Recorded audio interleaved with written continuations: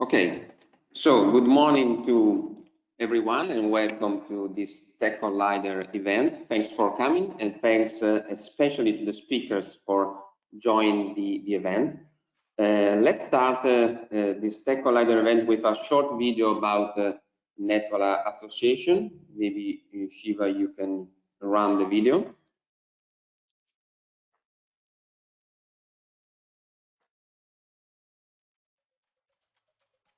Netval is the Italian network for the valorization of public research. A large community of almost 100 organizations, which represents the core values of research developed by universities, public research organizations, research hospitals, and foundations. Our mission is to share the culture of innovation through technology transfer, training, workshops, and international collaborations. A strong network of professionals that believes in engagement and relationships, innovation and teamwork. On a daily basis, Netval promotes empowerment in the field of innovation and supports the growth of technologies from ideas to market. Netval manages the biggest intellectual property marketplace in Italy. Knowledge share for the propagation and exploitation of academic research results. Netval is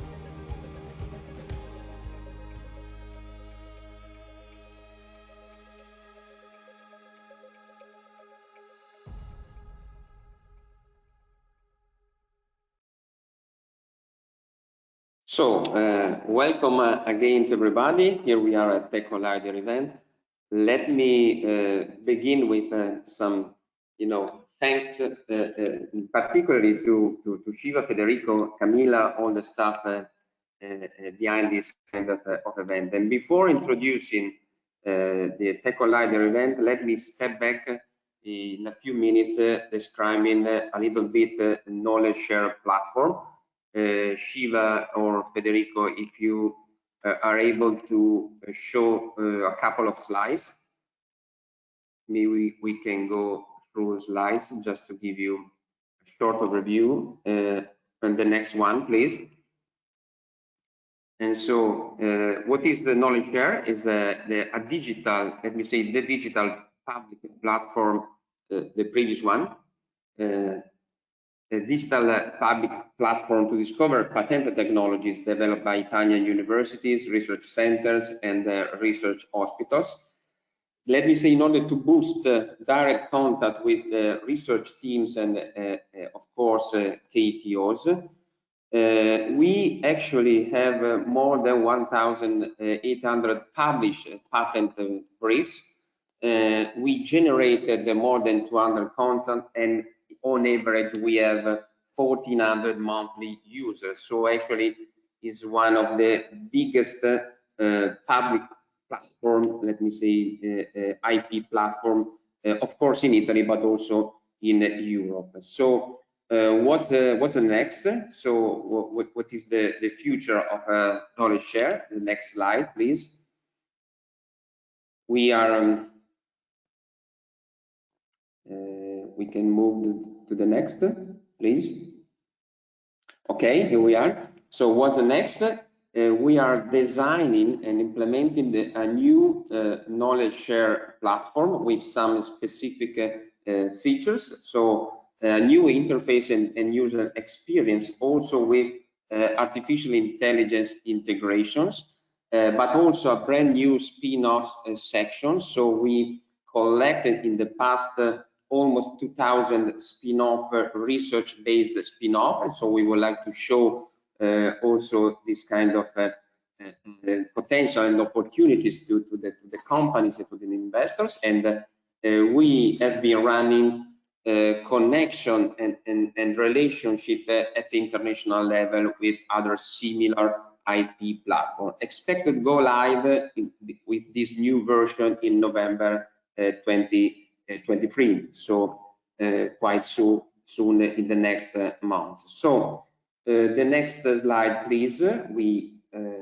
are going directly to the Tech Collider event.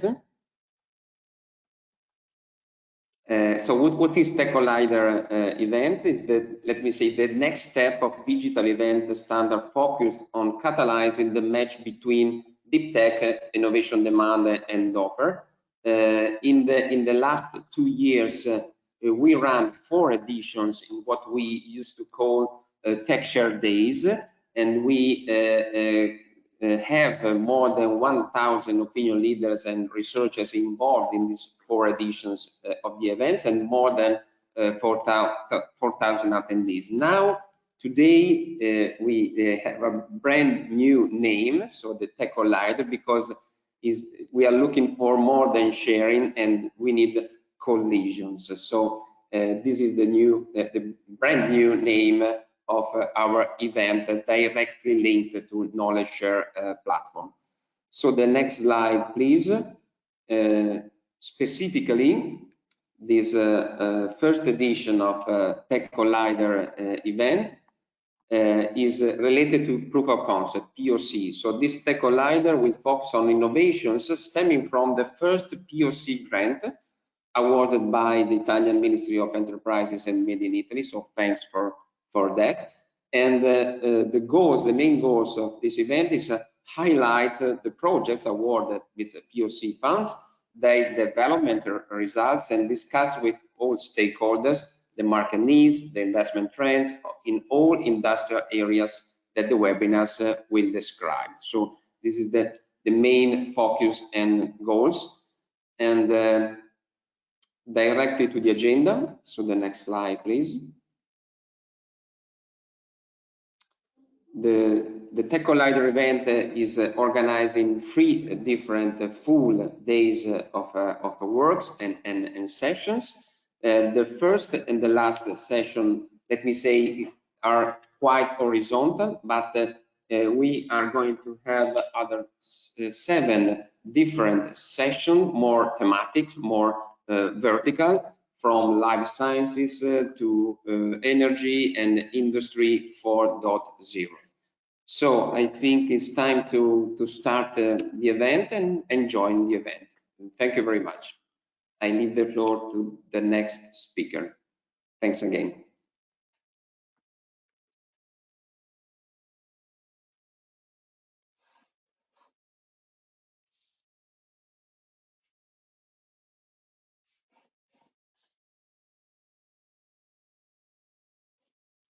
We are passing. So, next speaker.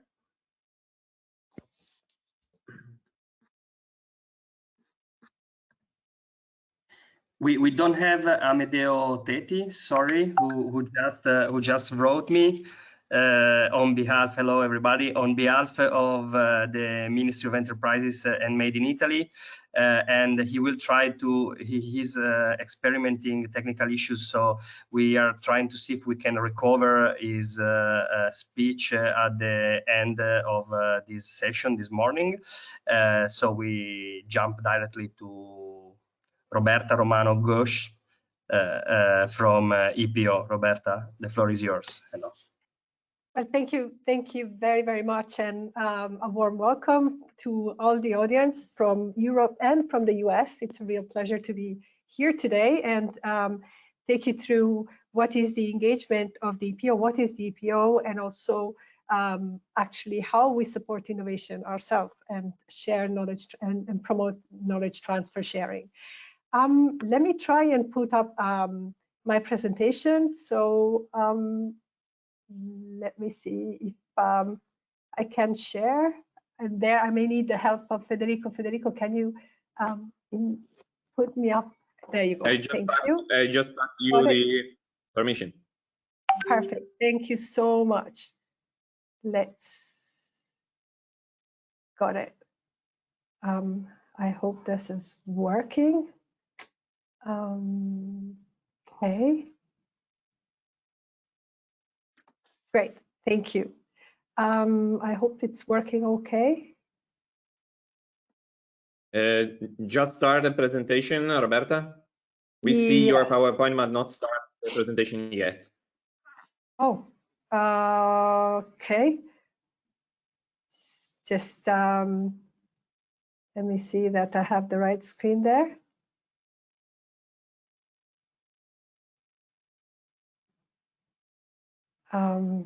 Monitor 2.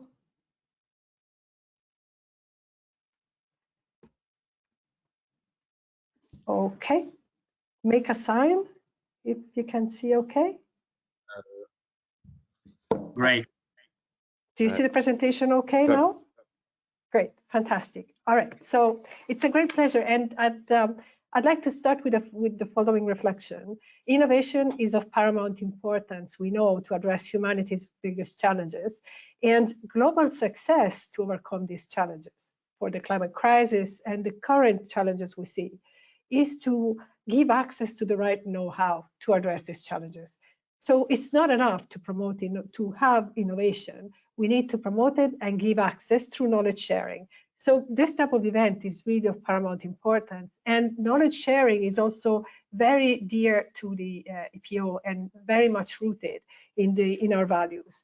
And I'd like to say that actually the EPO not only supports knowledge sharing, but it's really integrated in our mission to promote a safer, smarter, and more sustainable world through promotion of innovation. Now let me take a few moments to take you through what we do at the EPO and who we are. So let's start with the EPO at a glance. The EPO's task is to examine European patent application and grant patents. We want to ensure, and ensuring that we only deliver the highest quality is our top priority. And it is really a cornerstone of the way we work.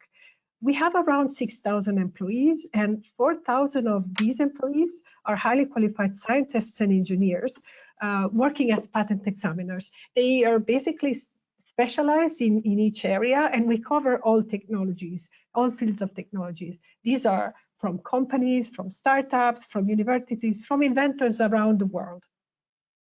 The European Patent Office is the second largest intergovernmental institution in Europe, and our locations are in Munich, with the headquarters, The Hague, Berlin, Vienna, and Brussels. We are entirely self-financed as an organization with a budget of 2.5 billion. And this means that we cover not only the personnel costs, but also healthcare and social security, pensions, investment in infrastructure and in our buildings, but also the European schools in Munich and The Hague. Now, sustainability is deeply rooted in our strategic plan and in our strategy. So our strategic plan 2023, as you see, is commitment to excellence for a sustainable office. It's based on 5 goals. We start from building an engaged and knowledgeable and collaborative organization, because having engaged staff, which is also a knowledgeable staff, is key for a sustainable organization. And this is goal 1.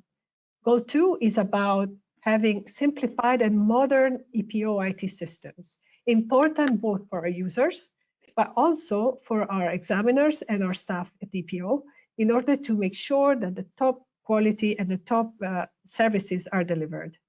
The third part is ensuring high quality products and services delivered efficiently. That's our goal 3. Goal 4 is about building a European patent system network with a global impact. And this means the way we work with our member states, with our users, but also with the public at large. And then finally, all these 4 goals convene into goal 5, which is securing long-term sustainability. Let's deep dive a second on this goal 5. We take ownership of all our impacts for a safer, smarter, and a more sustainable world. Our approach is along the environmental, social, and governance approach, the ESG approach. And you see what we do, all activities we do are mapped on the United Nations Sustainable Development Goals. That means that all we do is aiming at supporting and contributing to the United Nations Sustainable Development Goals.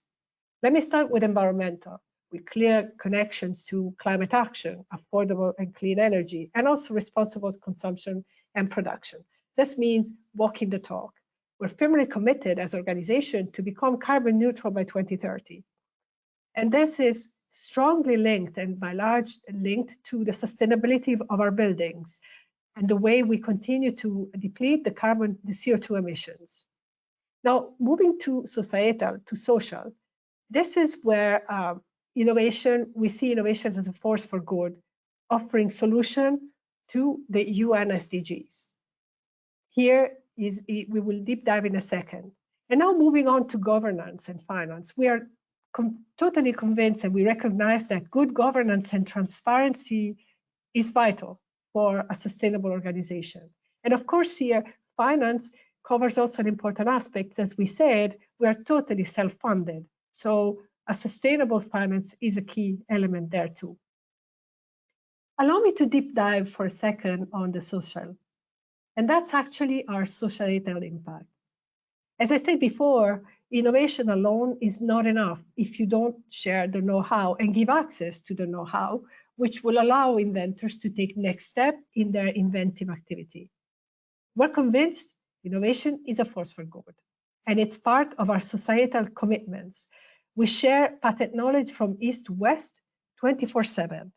And a good example here is our series of innovation case studies. These are prepared by our chief economist units and cover topics such as 3D printing, medical advances, smart mobility, battery and energy storage.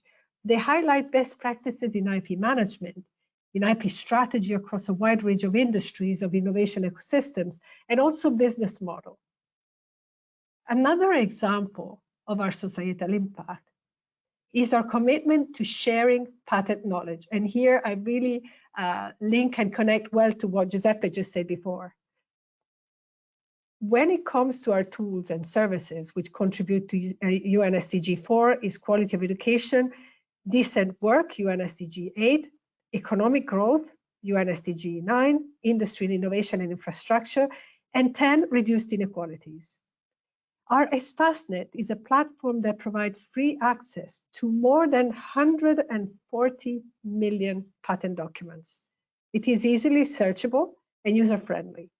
Imagine, in 2022, we reached over 10,000 visits of this platform, and it was an almost 20% increase from last year. Another way to share knowledge is our European Patent Register, which contains all procedural information on patent granted. This was visited by over 37 million, so 120% increase from last year. Finally, let me mention our European Publication Server, which gives free access online to all the European patent documents published in the EPO. And again, here you see, only in 2022, we received over 10 million visits. Knowledge sharing is absolutely key. Another aspects of knowledge sharing are patent insight reports. Patent insight reports are focused on emerging technologies, future and current. They are designed to provide valuable insight into potentially disrupting technologies. And our most recent reports focus on affordable and clean energy, UN SDG 7, and industry innovation and infrastructure. We have focused on electrolyzers, quantum technologies, quantum computing, and space-borne sensing and green application. Both of these, electrolyzers and space-borne sensing and green applications, are part of your 3 days program. So you see how actual these information are. Now, I'd like to spend a few words on the PatLib network. PatLib network is a network of centers offering advice and services based on IP to local industries, to SMEs, but also to researchers and individuals. These centers, which are over 327 in 37 countries, are generally hosted by chambers of commerce, by universities, and by patent offices, and they vary in services. Some provide patent analysis, business analysis, and technology transfer services. Other functions as IP in information centers, but the number alone is quite impressive. Finally, let me mention also our European Patent Academy, because the IP commitment, EPO commitment, is also about promoting IP education throughout the globe through our Patent Academy, which is our external training arm. So look, in 2022 alone, our academy provided over 2,200 hours of training in topics such as patent litigation, patent enforcement, patent granting, in technology transfer, in technology dissemination, and we welcomed over 20,000 participants from all around the globe, actually 189 countries. Imagine, the work of the Academy is crucial, and they also raise awareness of the power of patent data and how this fosters innovation. I hope I could give you an outlook on how we deeply rooted knowledge transfer in the way we work, in our philosophy, and in our strategy. Again, it is a truly pleasure to be here today, and I really look forward to the promising discussion and presentation taking place in these 2 days.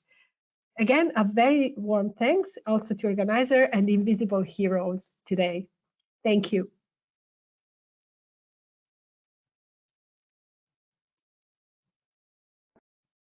Perfect. Thank you, Roberta. And our next speaker will be Saara Inkinen. I will start right now. I give you, Saara, the permission, and you can open up your camera and microphone. Thank you again, Roberta. Pleasure. Thank you. Okay. You should receive the presentation permissions.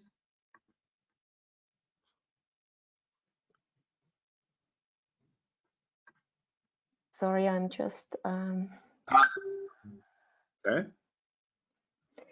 I have a bit of lag. Okay. Is it possible for you to share the document? Yes, sure. Let me share. Okay.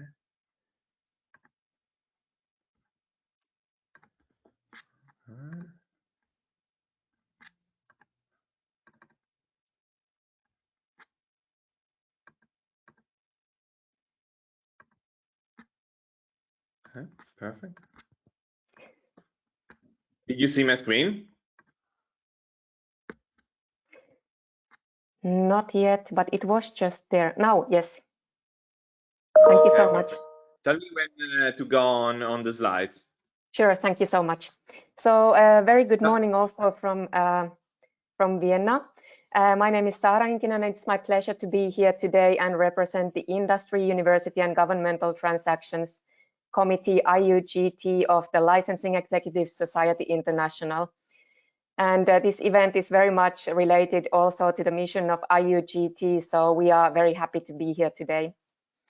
And can I get the next slide, please?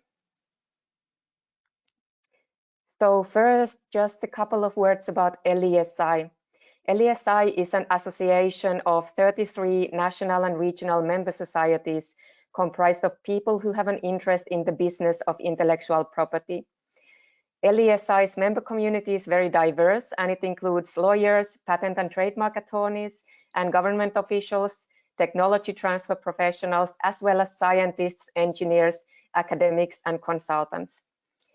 LESI also features different committees, and the IUGT committee, which I represent, focuses primarily on technology transfer related topics, which means that we are a focal point for the members of the licensing profession involved with the transactions between industry and university or government bodies.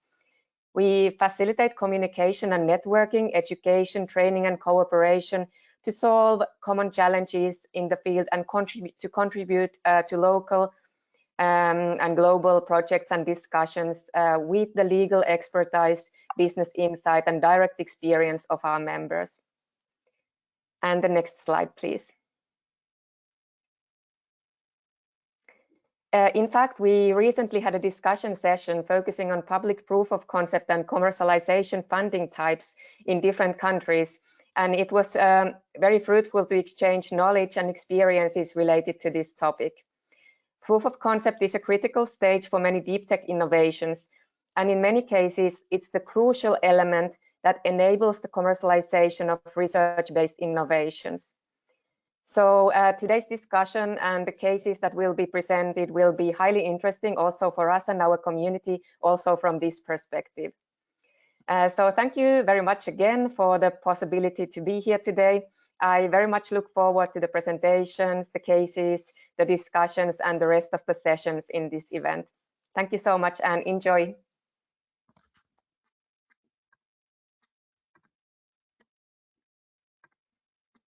Thank you very much, Elisavet. And our next speaker, sorry, Saara. Thank you very much, Saara. Our next speaker is Elisavet Karagiampi. Please, Elisavet, show up on screen.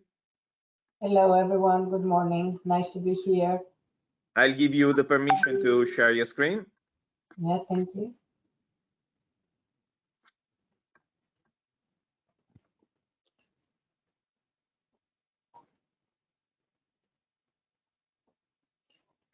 Okay.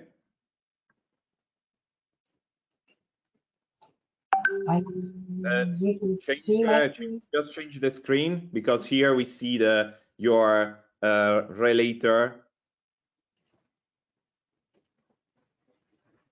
now. Just tick off the use presenter view on the right of your screen. Go on the right of the tab, right, more right. After under the monitor automatic, you see a box, user presenter view. Just tick up Use presenter view. here on the right, bottom right of your screen. In this tab, there is a box in which is written use presenter view. Tick off the box and start the presentation on PowerPoint. Okay, you said bottom to the right, right? Sorry, top right of your screen. Change presenter. In the show the application. In then, no, in the PowerPoint. Yes. Okay, on the right, top right of your screen. Monitor, not right, more right, right. Here, exactly. Tick off use presenter view. Okay, that one, tick off and then start the presentation. It is clicked, right? Start the presentation. Okay, so you can see now. Just a second, a bit of lag.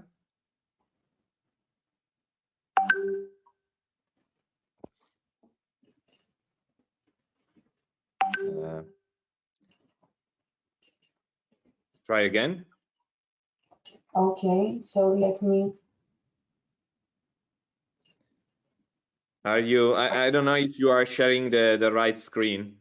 Go on the share tab. Okay, so let me try again. So application. I'm going.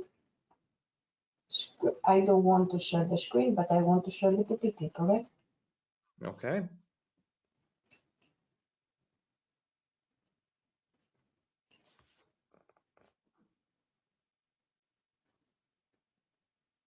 Okay, and now, okay, so now I want to show this one. Okay. And then slideshow here. Can you see it now? Now we see again the presentation mode. You have to tick off the presentation and. Okay. Yes, exactly here, top right of the screen. No.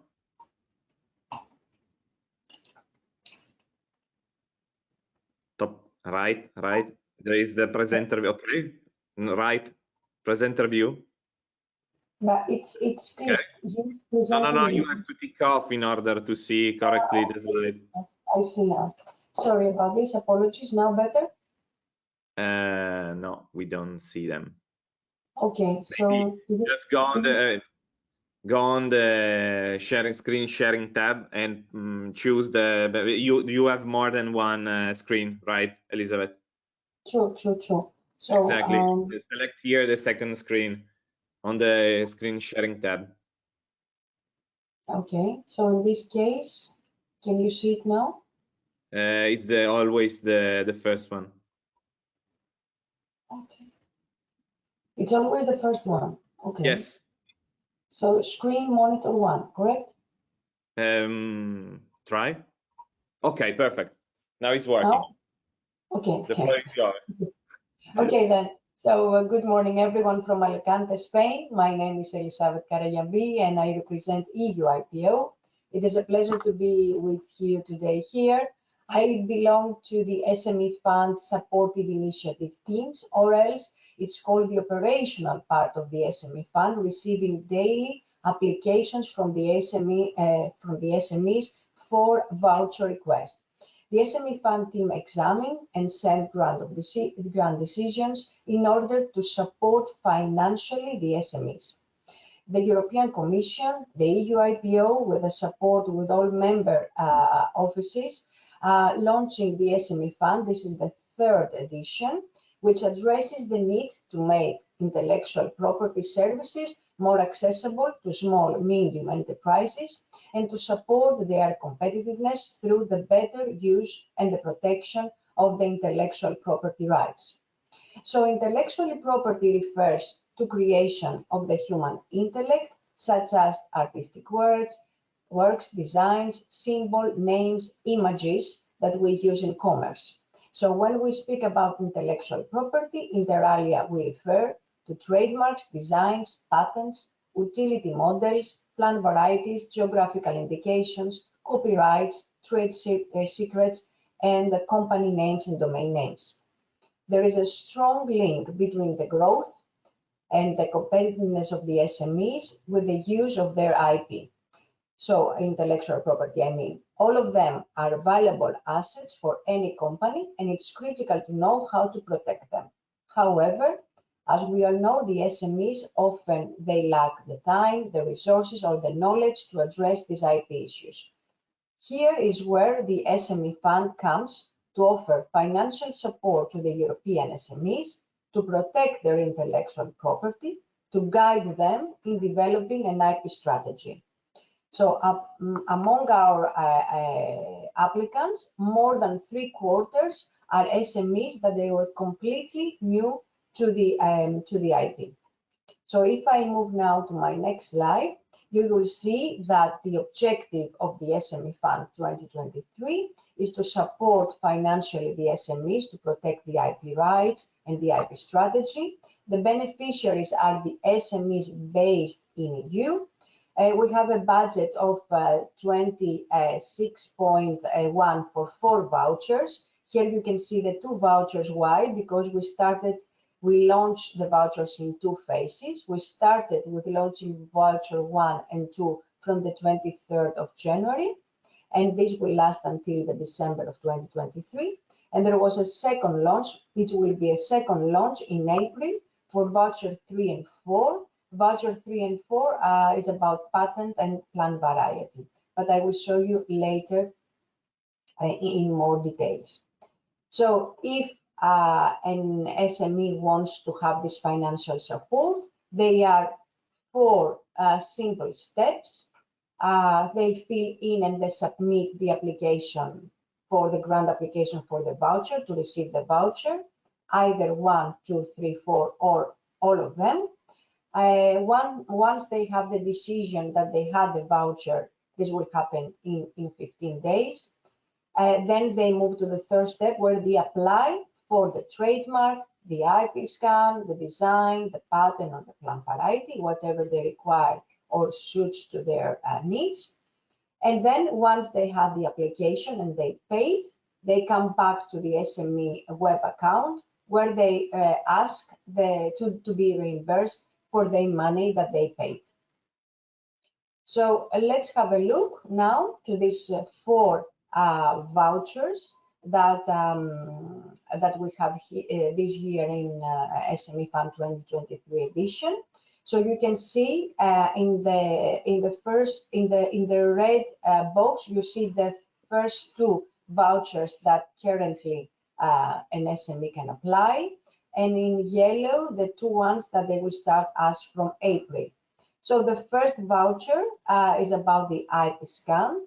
The amount of money is 1,500 and the reimbursement rate is 90%. Voucher 2 is about trademark and designs. The amount of money is 1,000 and it includes national, regional, EU and international level protection for trademarks and designs. The reimbursement rate is 75% for the national and EU, national, regional and EU. And from outside EU, it is 50% the reimbursement rate. Then very soon we will have voucher 3. As we said, this covers only patents, national patents, with new eligible fees that we didn't have last year, patent prior art search. This is a service that is provided by the national offices. And also the EU level, patent protection, filing and search fees, and the reimbursement rate is 75%. And then we have the fourth voucher, which is about plant variety at EU level with reimbursement 50%. So this is how we support, how EUIPO support the small, medium enterprises. And with this, I conclude my presentation. Thank you very much for being here. Thank you very much, Elisavet, again, for your presentation and for your speak. Our next speaker is Nicoletta Amodio from Confindustria. I know, Nicoletta, you don't have slides, so I just take the permission to share my screen and then you can go on with your speak.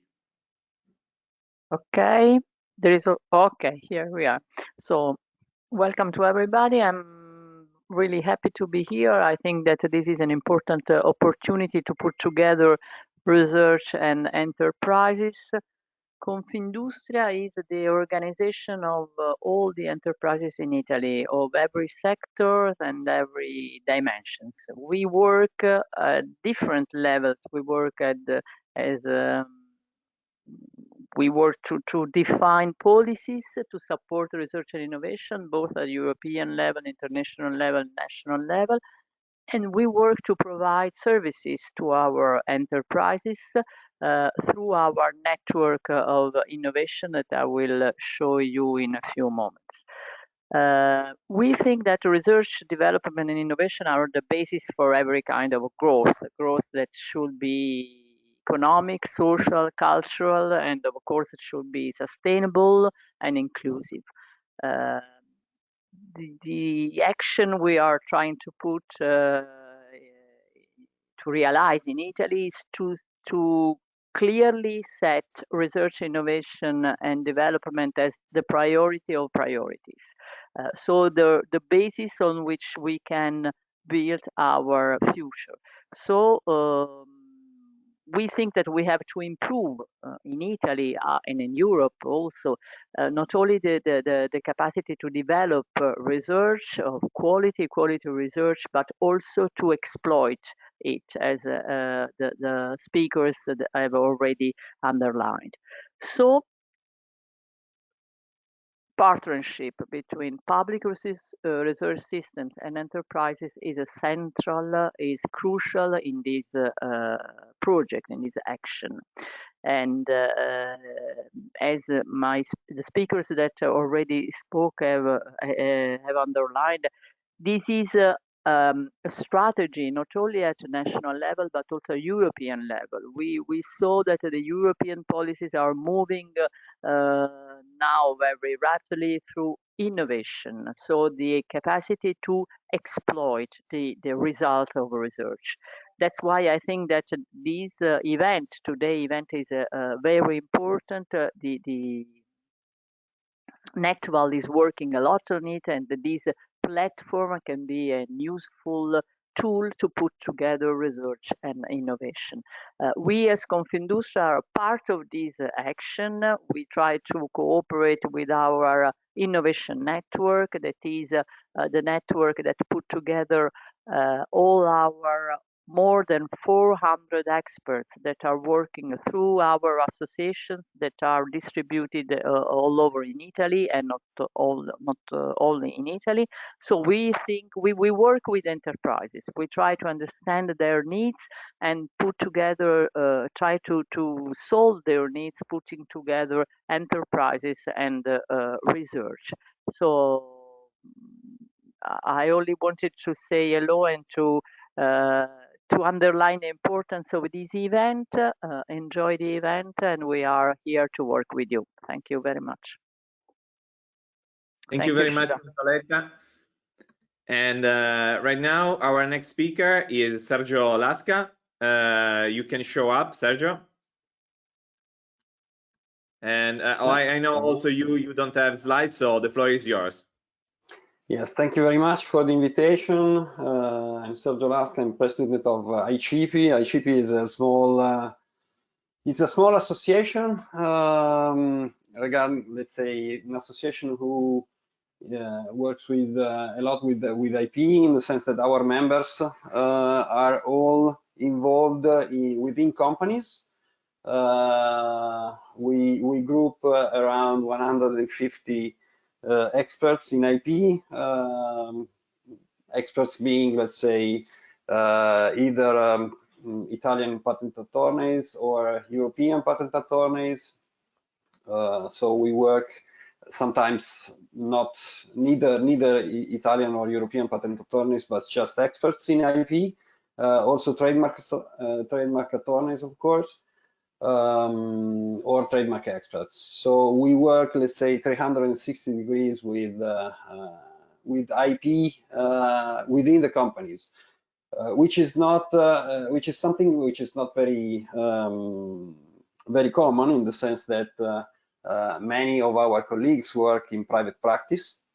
We work within the companies, and since we use all the services of the Italian Patent Office, European Patent Office, the EUIPO, the EUIPO. So I mean, all the renowned speakers that have talked before me, we use all the services that they provide. We also cooperate with the IP group of Confindustria.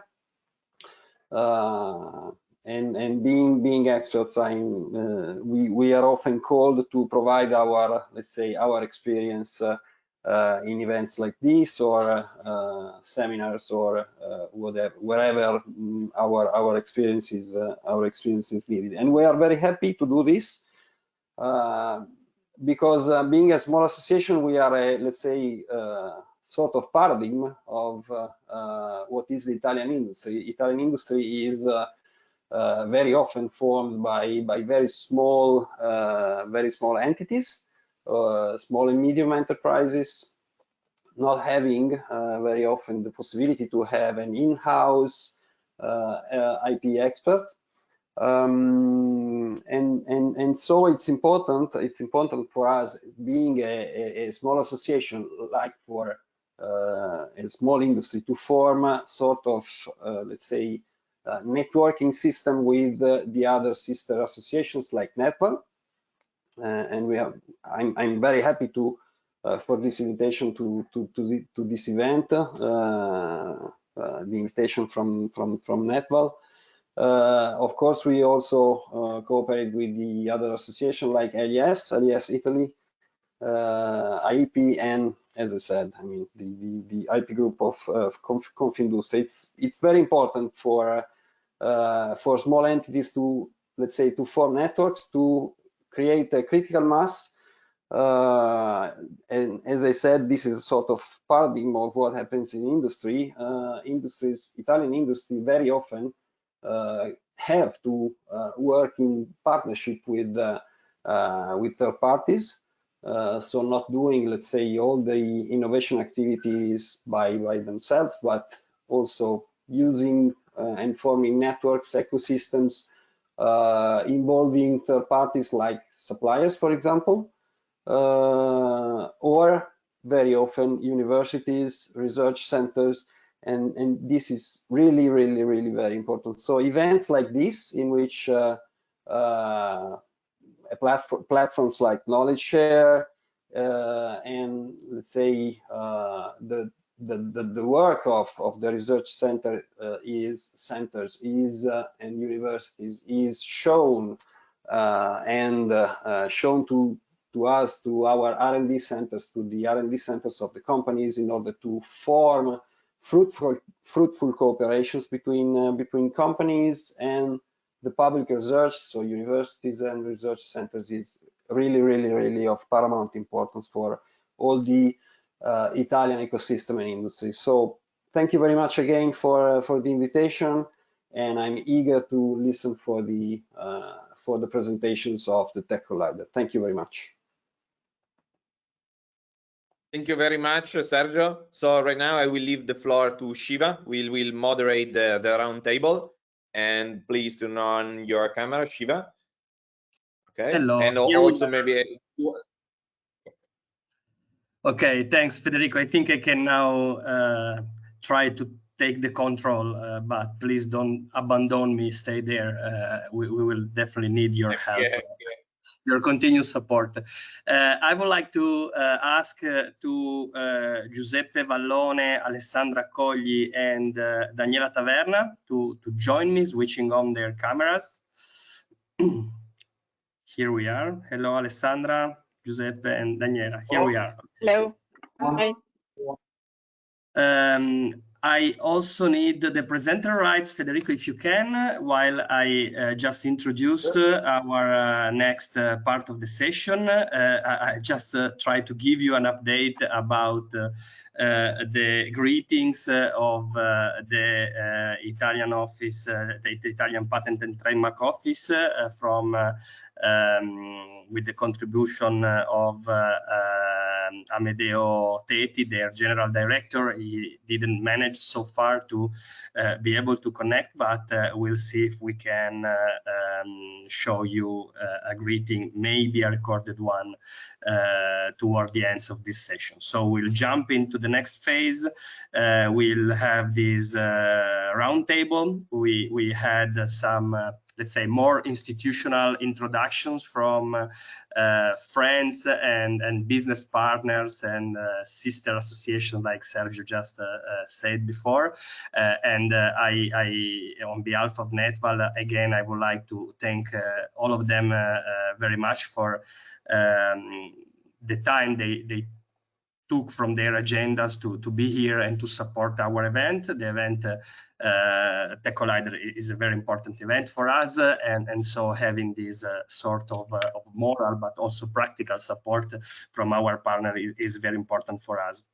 I'm also happy that we are having about 100 participants in this moment, in this session. So apparently we have something interesting to share with our attendees. Now we'll get into a little bit more technical, if you want, even though we'll try not to be technical, because it's somehow our motto here on Knowledge Share and at the Tech Collider. We want to talk about deep tech projects, but not in the technical normal way. We like more to talk about the entrepreneurial projects and the technology transfer processes that stay behind that. So I will talk with Giuseppe, Alessandra, and Daniela to share with our attendees something about the IPA. IPA is the Intellectual Property Award, which together with the Italian Patent and Trademark Office, Netval has been involved in supporting and organizing in its first 2 editions. The first one was in 2019, and actually it was at the very same time of the launch of the platform, of the Knowledge Share platform, which was held in Turin with the physical event. At that time, it was still possible before the whole world changed.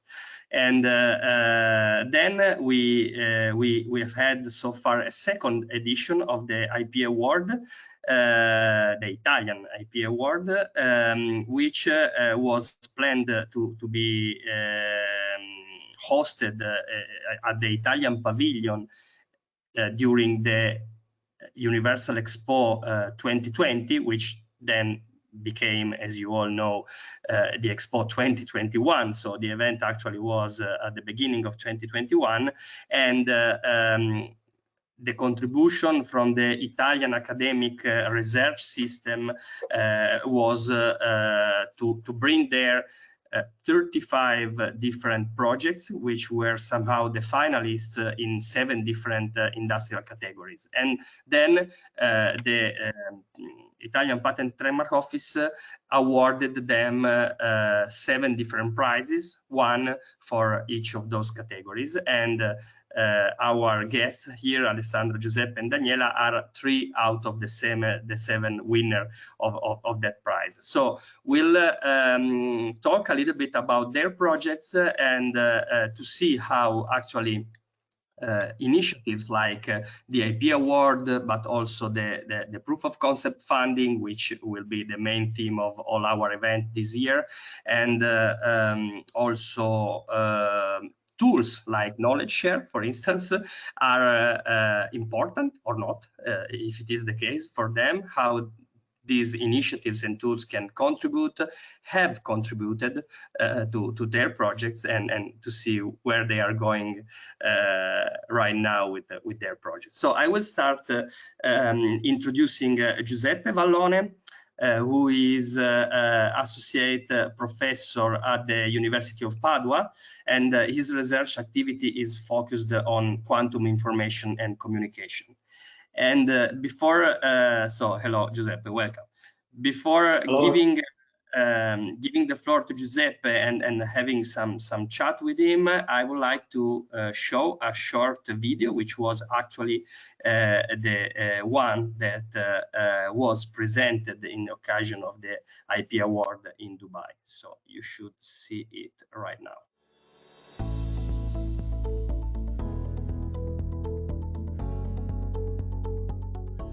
Hi, I'm Giuseppe Vallone, professor of the University of Padova. Our team consists of 4 members of the Quantum Communication Group of the university.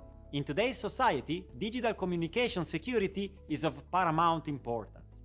Today, we use cryptography based on mathematical problems that computers cannot solve. But the advent of a quantum computer of a mathematical breakthrough will threaten current security systems.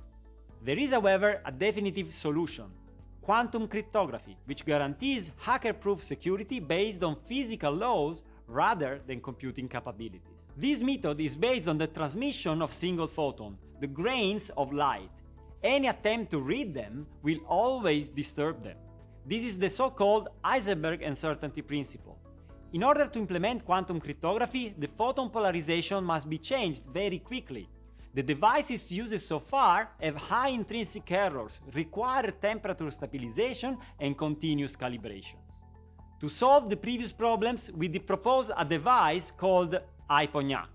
Thanks to the Sagnac loop, the IPONAC is intrinsically stable, requires no calibration, and shows the lowest intrinsic error to date. These unique features are particularly useful for quantum communication in space, where the operating environment is more hostile.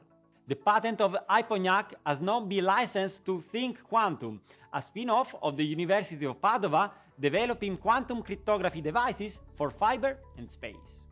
Think Quantum was funded by 7 members of the Quantum Communication Group of the University of Padova: Dr. Capelletto, current CEO, and Officina Stellare SPA, leader in the production of optical telescope for space telecommunication. IPONAC roadmap is well defined. After building a lab prototype a year ago, we now have a device that can be used in an operating environment, and we will soon have a complete system ready for marketing and deployment to the clients. But we are already looking ahead to the future. We are building a quantum transmitter based on our IPONAC technology for satellite applications. Officina Stellare, a leader in the space economy and Think Quantum partner, will play a key role here. The quantum communication market is expected to reach 4 billion by 2030, according to a report by Inside Quantum Technology. We believe that the IPONAC will play a significant role both in accelerating further developments and in answering the market's need within Think Quantum roadmap. IPONAC, the quantum transmitter for the future of digital security.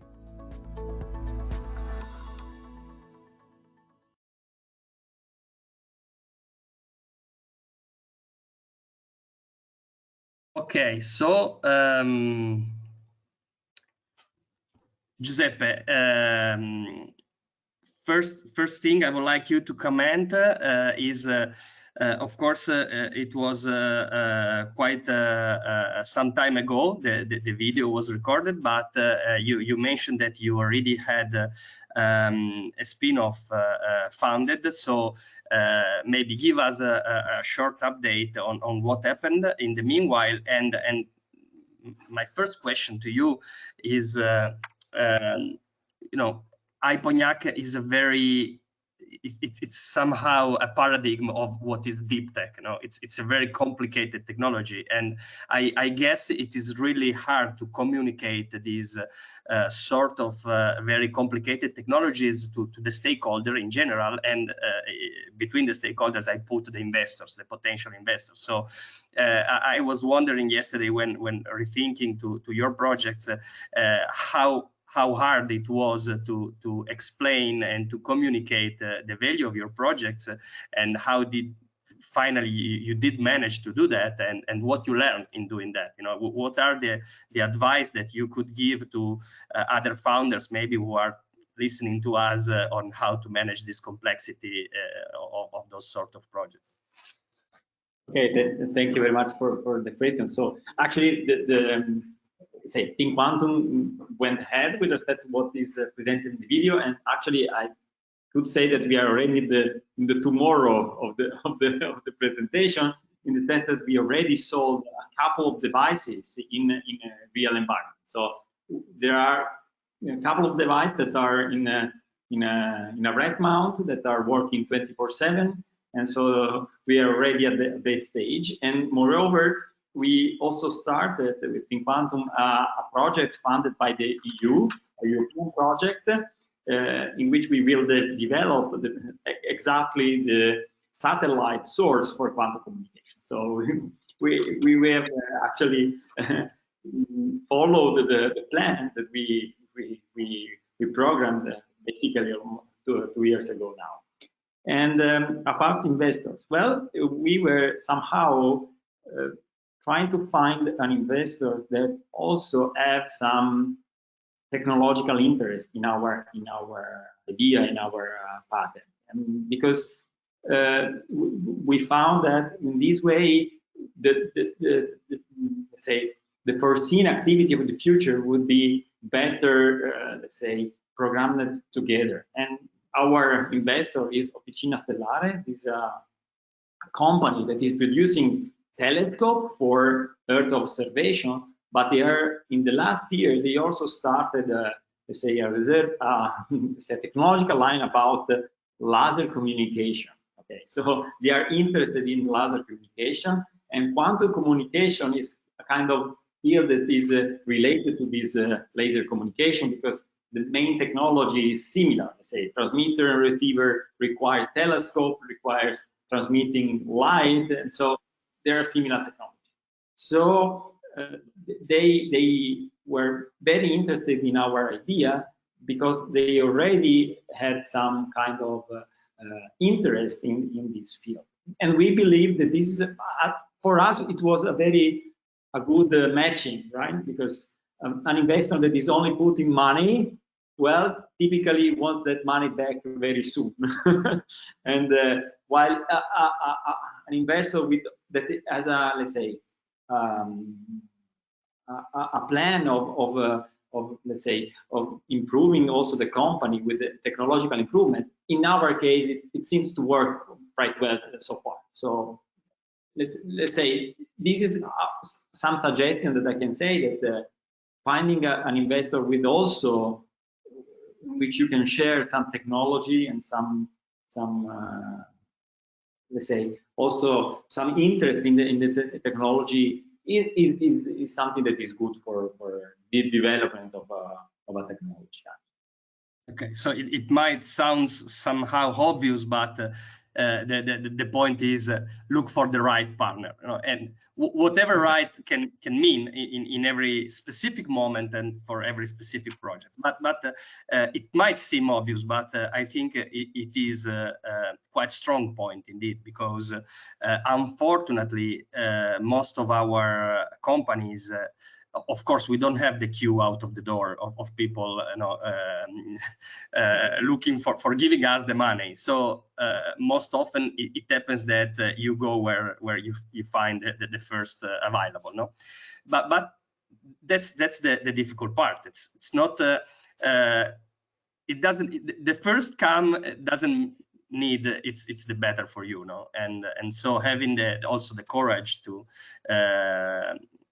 understand if it's the right investor and eventually take the risk to wait for the next one. It's a big risk, but can be a game changer if I interpret correctly your words. Absolutely. Okay, so thanks Giuseppe. I will move to Alessandra. Alessandra Accogli is a former PhD student, now a PhD from the Politecnico of Milan, and now I think pretty much full-time working, full double-time working as a CEO of Sinergy. Alessandra, welcome. I will start with short. And good morning, everyone. I will start with the short video of introduction for you as well. Here we are.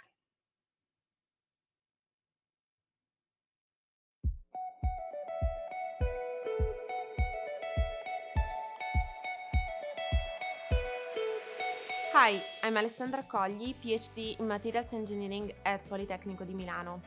Our project is based on a disruptive rechargeable flow battery able to store electrical energy on a multi-day basis, exploiting earth-abundant and low-cost materials such as sulfur. The device has been conceived during my PhD in the labs of Politecnico di Milano, and the project is currently carried out by me, Alessandra Accogli, and Gabriele Panzeri, both PhD in Materials Engineering, and Matteo Salerno, PhD candidate at Politecnico di Milano.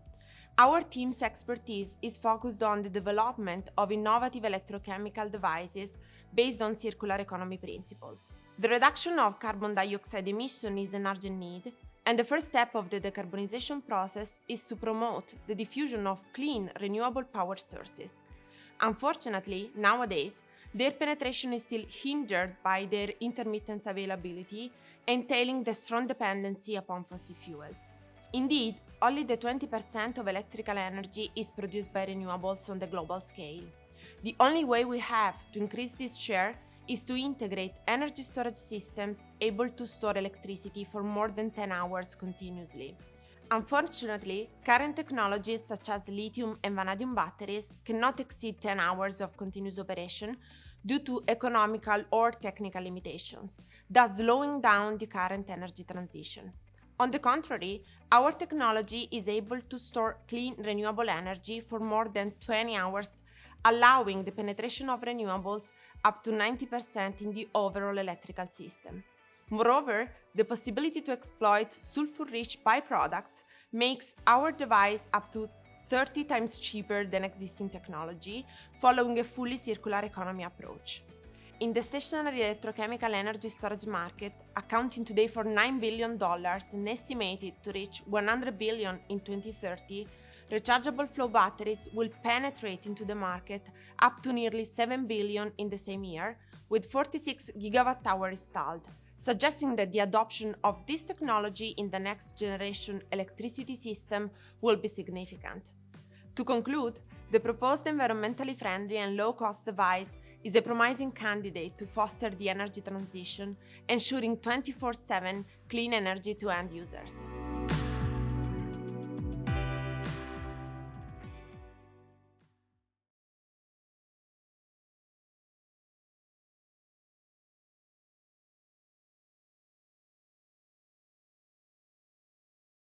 Okay, so Alessandra, I think my first question is, since I am going to install a photovoltaic panel on my roof soon,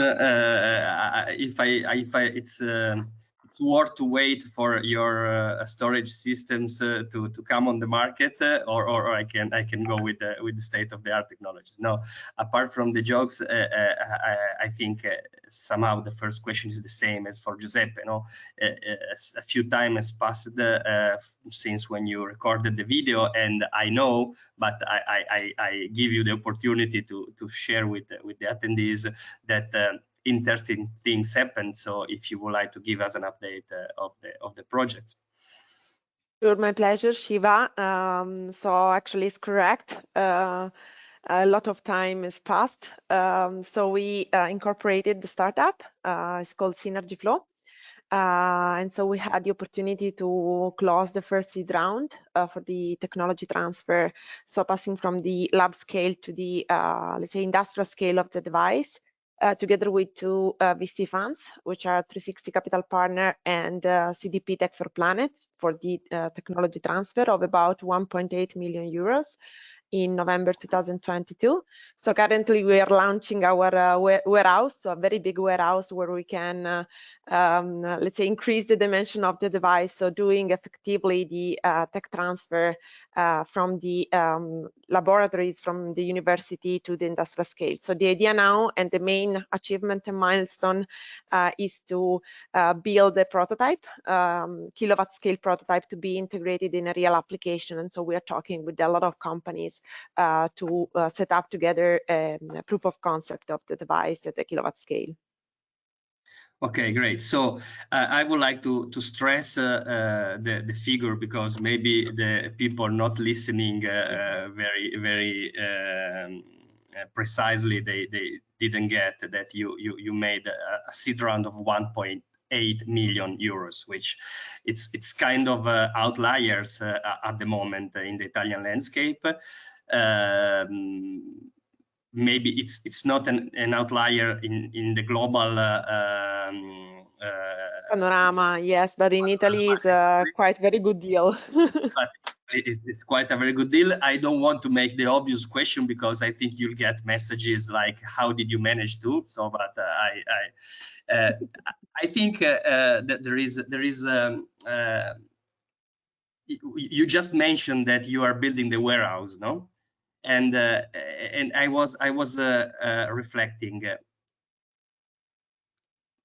in a moment, you know, in a flash, you found 1.8 million euros in your hands to be spent, no, and to be spent quickly and effectively, you know, because you have people asking for deliverables on the money they gave you, and it quite, you know, of course it's the problem we all would like to have, no, it's not, but it still is a problem, no.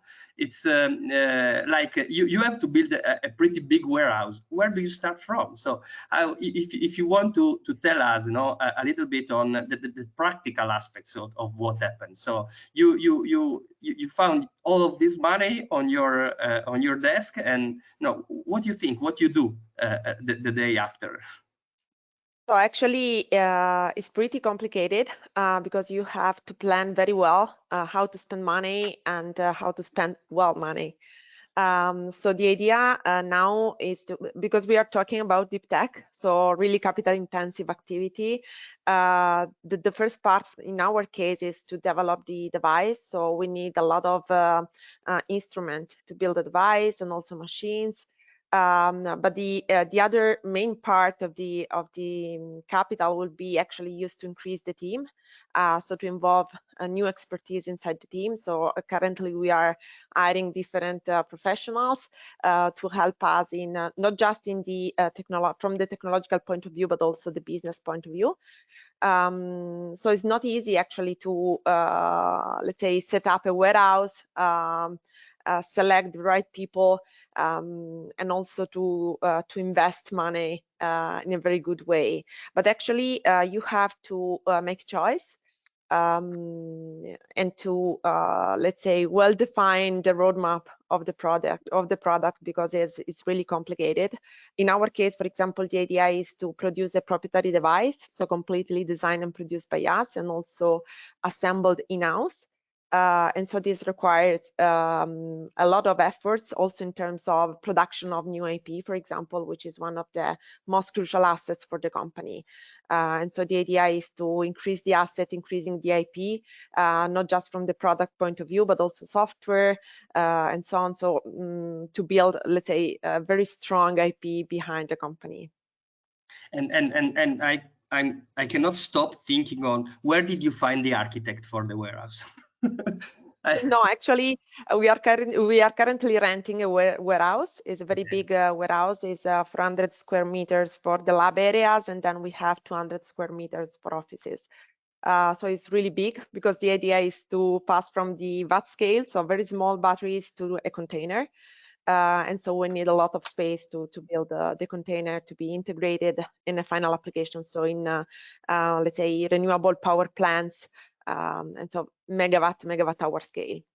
And when is the first container going to see the light in your plans? So actually with this seed round, we will produce the first module, and then the idea is to open up the Series A in November this year. And so we will go to open the round. It will be a very big round, higher than 10 million euros.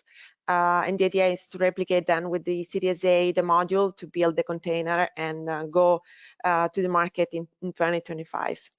Okay, great. We'll see here again in 2025, see how it was. Sure, it will be a pleasure. Okay, great. Thanks, Alessandra. And I purposely left Daniela Taverna as the last speaker, somehow going from the end to the beginning, because Daniela is a full professor at the Università degli Studi di Torino, University of Turin, and I think I missed your specific fields, but I think you are a medical doctor, Daniela, working in oncology.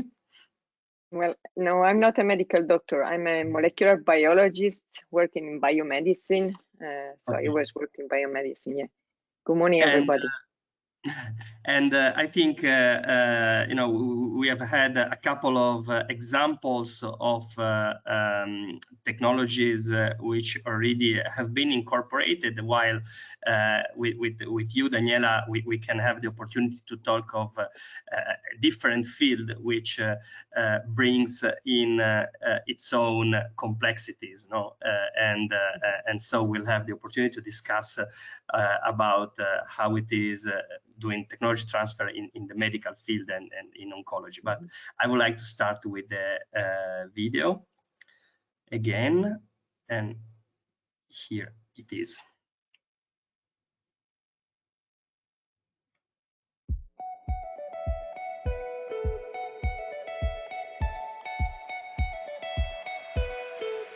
Hi everyone, I'm Daniela Taverna, full professor in molecular biology at the University of Torino, and I'm here to present our project and our team, which is composed of 3 main investigators and collaborators. The main player of the team is Lorena Quirico, a junior postdoctoral fellow in the lab with a relevant experience in generating nucleotide molecules to fight malignancy.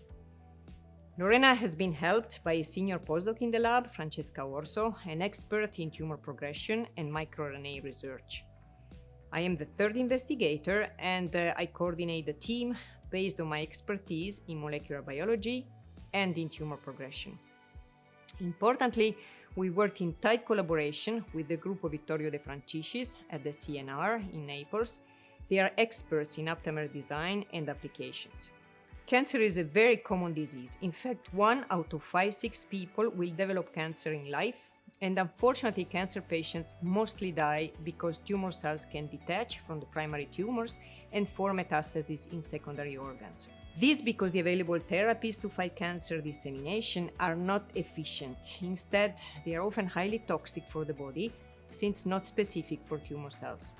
Thus, we generated a chimeric aptamer or conjugate, acyl MIR14AB, formed by an aptamer, a short sequence of nucleotides able to specifically recognize acyl, a dangerous oncogenic antigen highly expressed on the surface of tumor cells, but not of normal cells, linked to a short non-coding RNA, MIR14AB, with a clear anti-metastatic function, and generally poorly present in malignant cells. When the aptamer binds acyl, it induces internalization of the antigen linked to the conjugate, and therefore delivers the microRNA inside the tumor cells, where it exerts its anti-metastatic role. No effect on normal cells. Our challenge is to find metastasis formation via the action of the anti-metastatic RNA coupled to a specific delivery to tumor cells. As a solution, we propose to inject our conjugate inside the tumor or in the blood circulation. We proved that our chimeric aptamer specifically hits tumor cells and blocks metastasis formation. Importantly, no toxicity has been revealed in the animal testing. Thus, we plan to transfer this conjugate from bench to bed to the clinic, and to do so, our team intends to set up a spin-off company which would allow us to perfect the molecule and produce it in high amount and purity. So let's hope this conjugate becomes the Trojan horse in the battle against metastasis formation.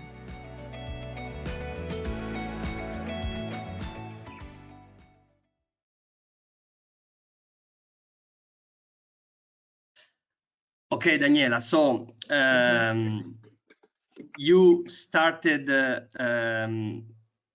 let's say, the hardest way from very basic scientific research, and you are now trying to push forward this technology to become a cure and to come on the market.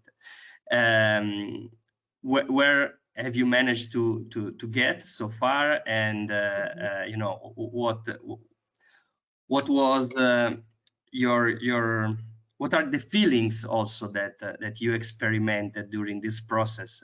Because I guess you didn't start with this expectation of starting this path toward technology transfer, or maybe yes, I don't know. Just let us know. Yeah. Okay. Yeah. Our project is quite different, in fact, from the project that you just discussed. Since our aim is to go to the clinics, so to a clinical trial. As you correctly said, clearly we didn't start from there. I mean, we didn't start from just generating aptamers and thinking about setting up a startup.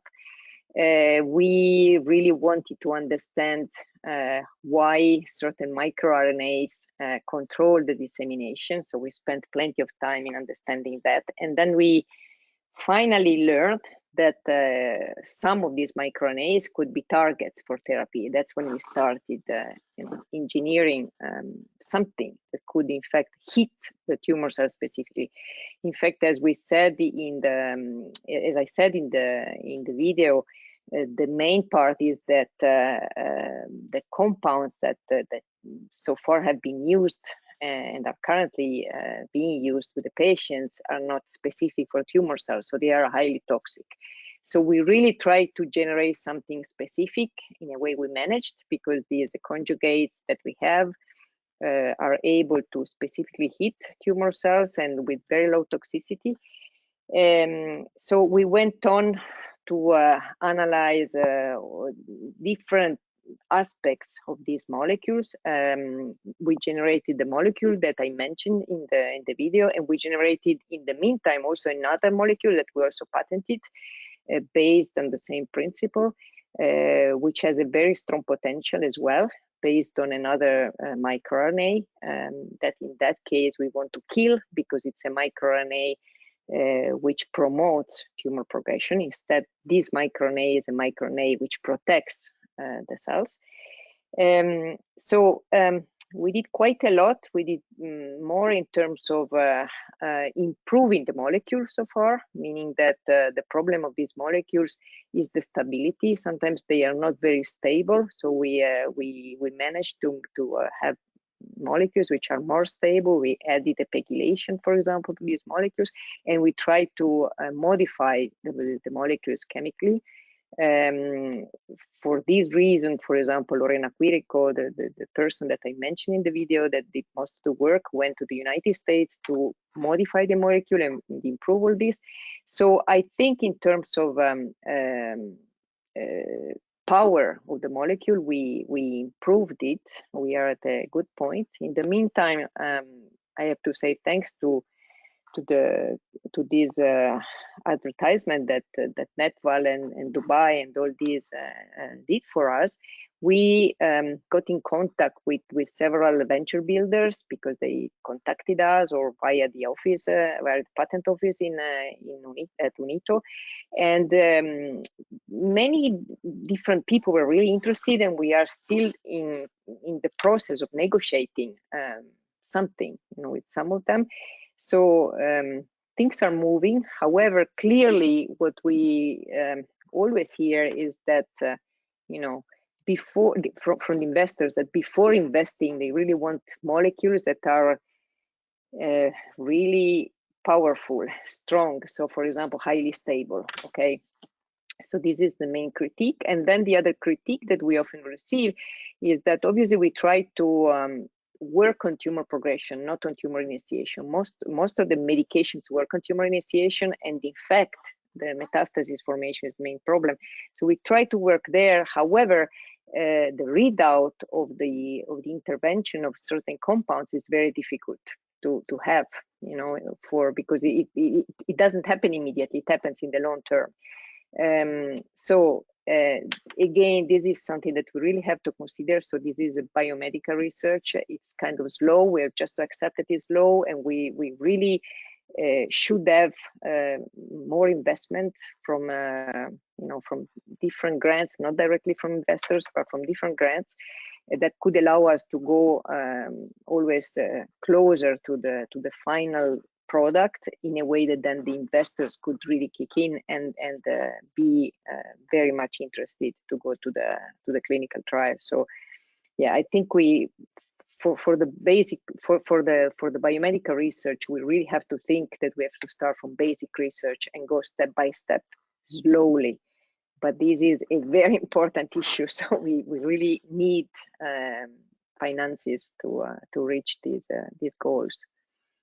Yeah, and we need also to involve the young people. I mean, to give a hope to the young people to go through all these steps. That they don't get discouraged because the process is long, but then eventually it will work.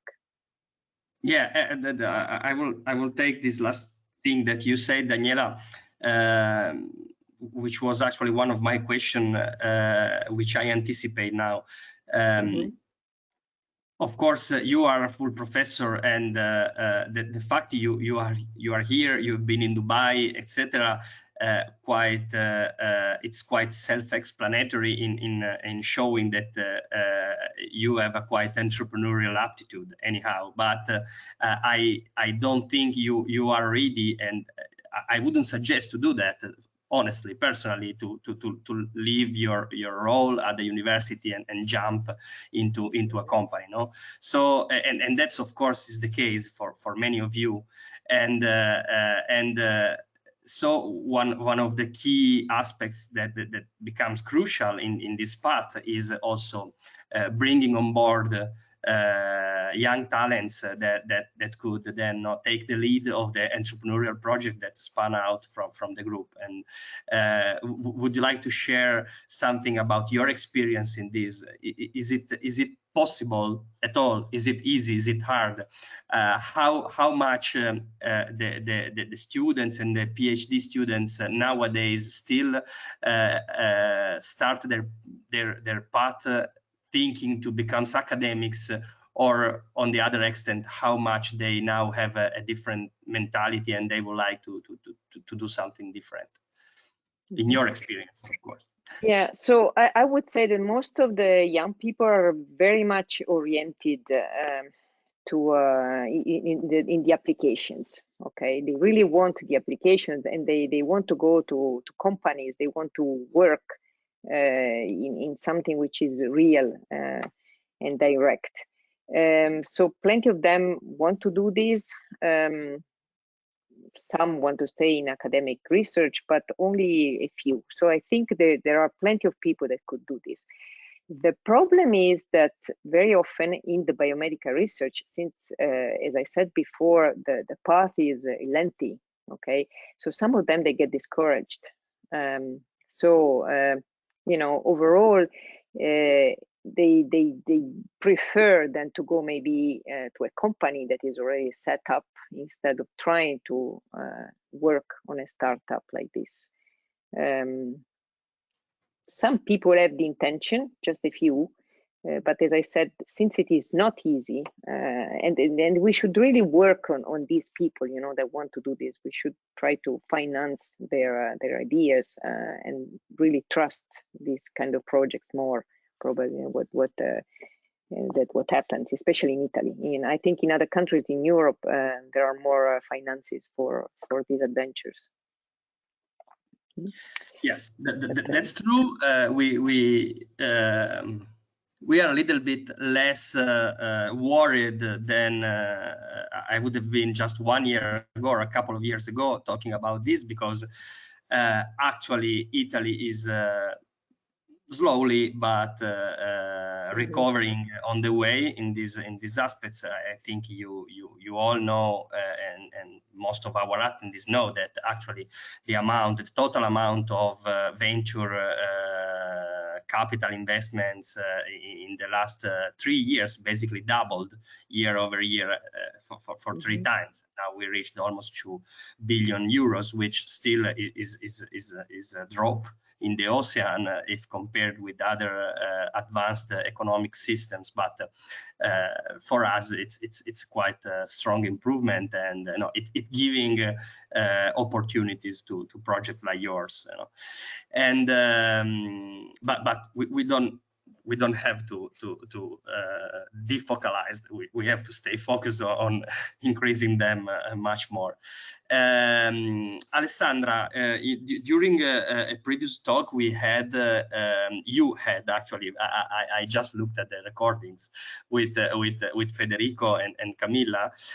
You said that still we need a more robust link between industry and academia. No, we are saying somehow that something is happening, but still it is not enough. And what particularly hit me from your words was that you specifically mentioned that like MIT is more fluid. No, so I was just I can agree in the general terms. Okay, that's my gut feeling, of course. But I was just wondering when I listened to you saying this, why? If there is a specific reason, there is a missing element that you have seen specifically, and which you would suggest to improve in our system to become more effective in translating the research into applications. Actually, I think the missing point is the awareness in a certain way of young people about possibilities, and also let's say the link between the academic research, which is really a powerful, let's say, path to do innovation. So it's really powerful, but actually the awareness of young people on the possibilities, so on doing startup, doing business, bring your research to the market, is really missing in Italy. While at MIT they have a completely different mindset. So they talk a lot about bringing this innovation to the real life of people. And actually here in Italy, this step is still missing, but I think that we can improve this, let's say, this path, doing a sort of ecosystem. So let people doing direct experience in doing business, doing startup, and how the scientific research can really change the life of people if you go through this path. and also building an ecosystem around, and also let people know that the deep tech, the research in academia could be also, this is a very long journey, but actually can go in a real life of people. So my, let's say, dream is that young people can really know about the possibility of doing startup. It's really is not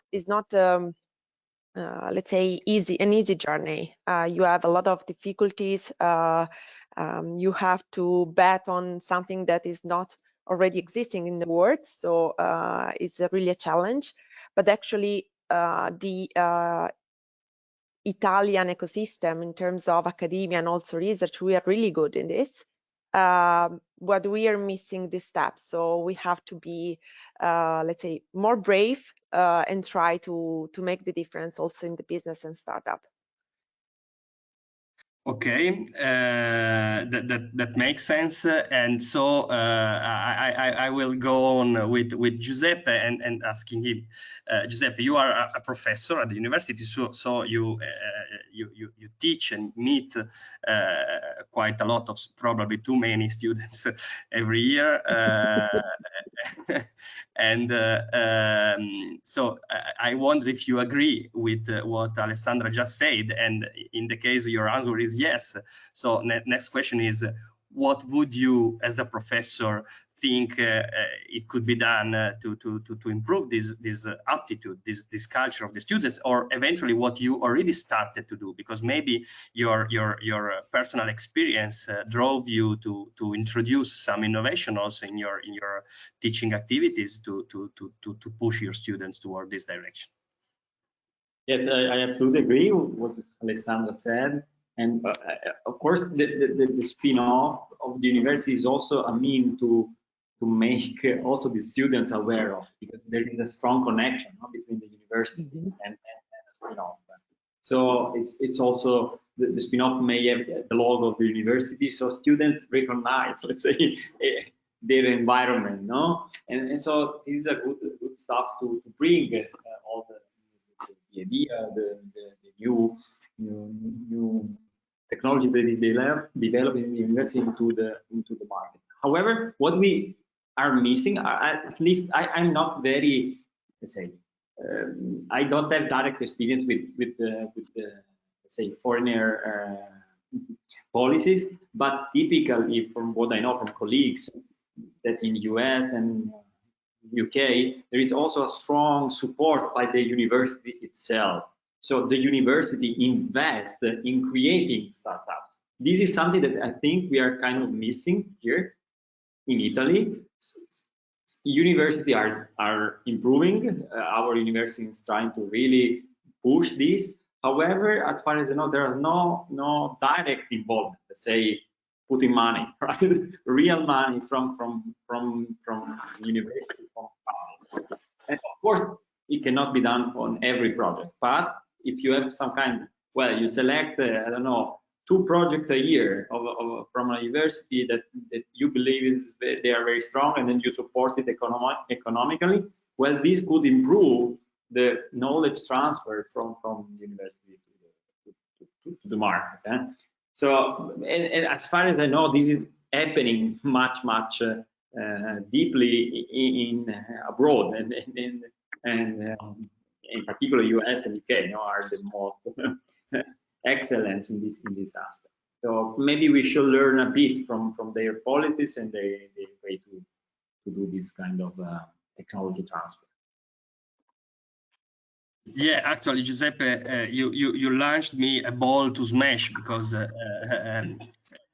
as you know, apart from collaborating with Netval on knowledge share, I am currently managing a company set up from the University of Bologna, which has this exactly this purpose, no, to try to invest and entering into the capital of spin-off companies from the university, with a slight a minor issue regarding what you just said, which is that we don't actually really put money we just enter as co-founder, which is a bit different. But yeah, I can tell you it is a nightmare.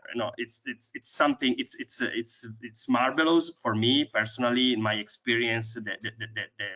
The amount of knowledge that not I as a person, but we as a system in Bologna are generating and are accumulating on, trying to face the issues that we find every day in trying to pursue this task is very important.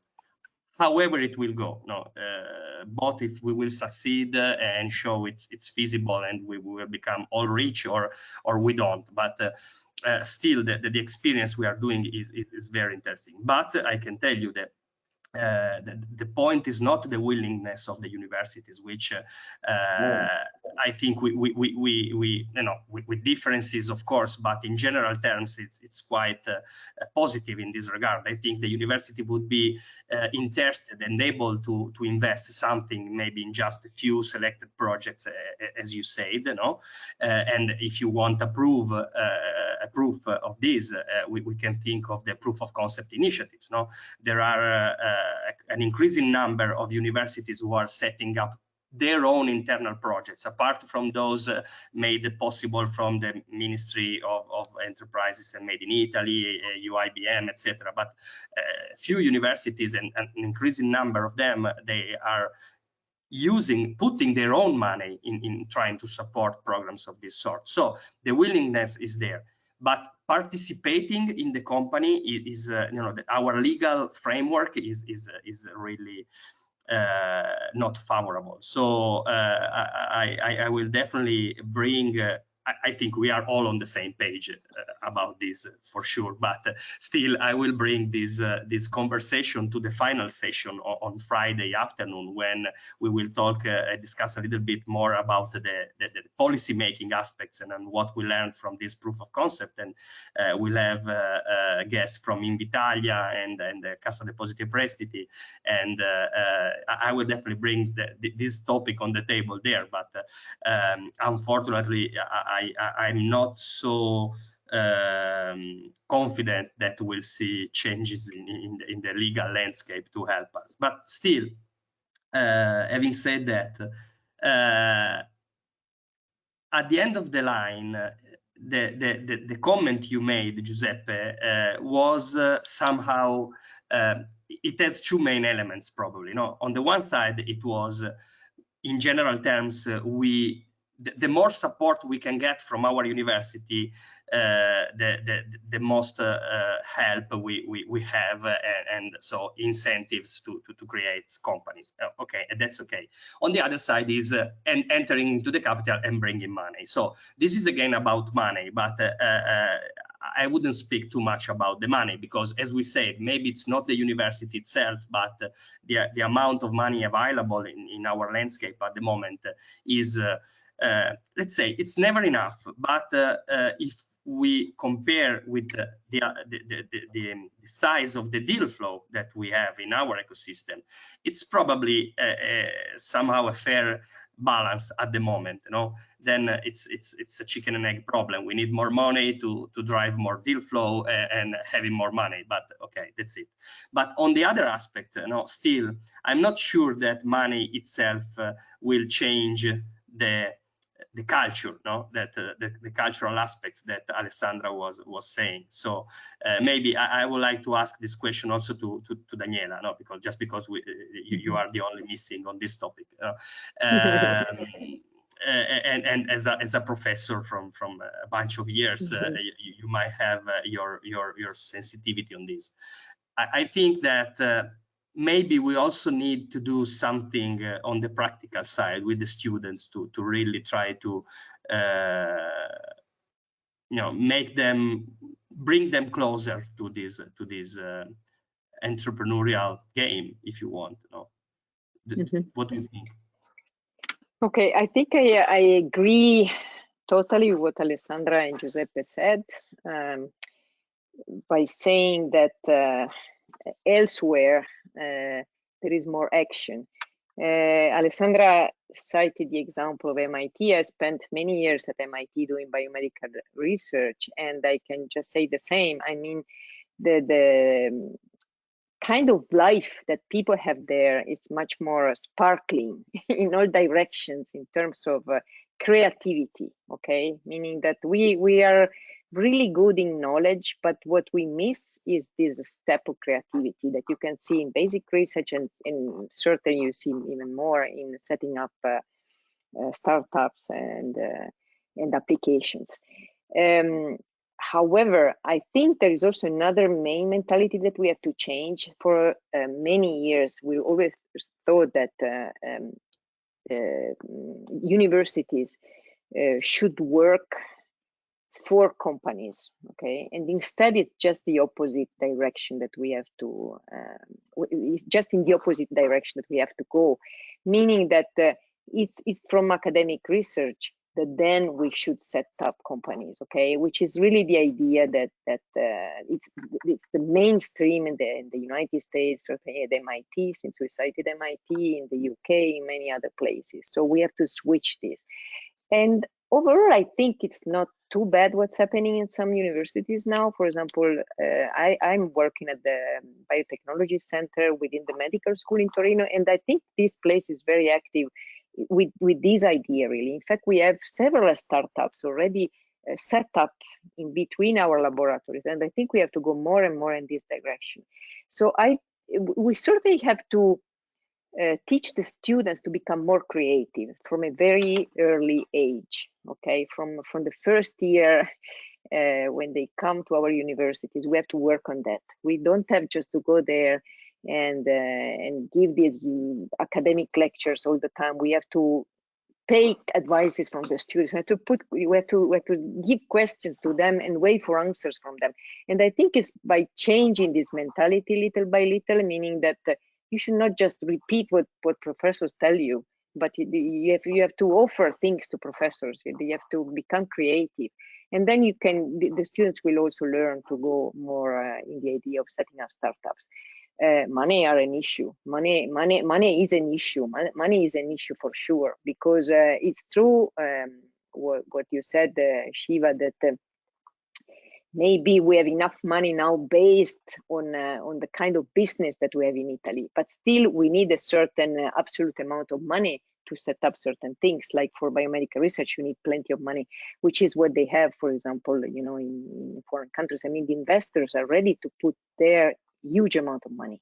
Here it's not like that. So we have to convince also foreign investors to come to our universities, for example, to see our ideas and maybe to help us to set up startups based on our ideas, which are very often really good and really interesting ideas. So I think we have to work on that. Yeah, so. Definitely. So thank you, Daniela, for this other contribution to the discussion. So I think I will go for a very last round, but asking just for a quick 30-second comment with my gold question, of course, which is what just one hit, what you think that knowledge share or the future evolution of knowledge share, whatever it is, could try to introduce to help you more in this process of technology transfer. Do you have any idea who want to start?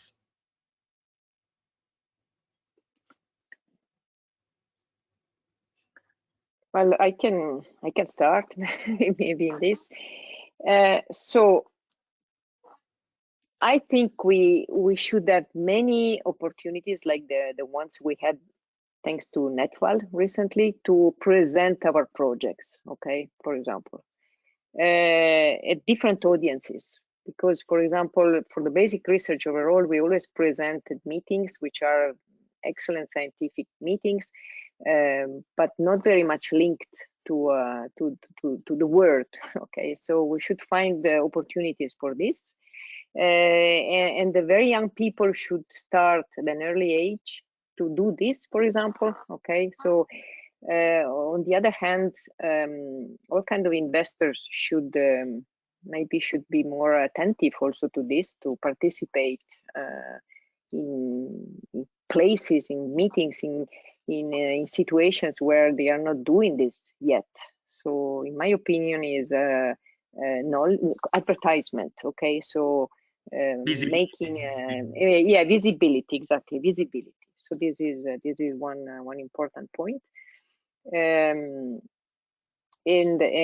then we should have more, I'm always going back to the same point, but certainly more opportunities to apply to grants very early. I mean, to get good money to develop our products quickly, because that's another thing, that it takes such a long time to reach the goals in Italy, much longer than in other places.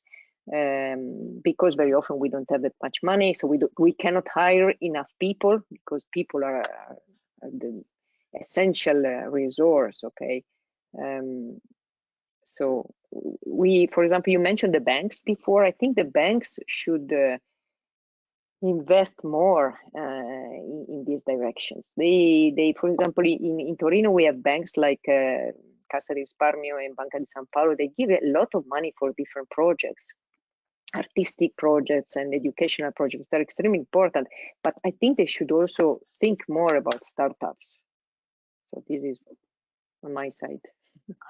I don't want to jump on their side because I have no interest in doing so. But coming from the Torino environment, I know that for sure what you say it's real.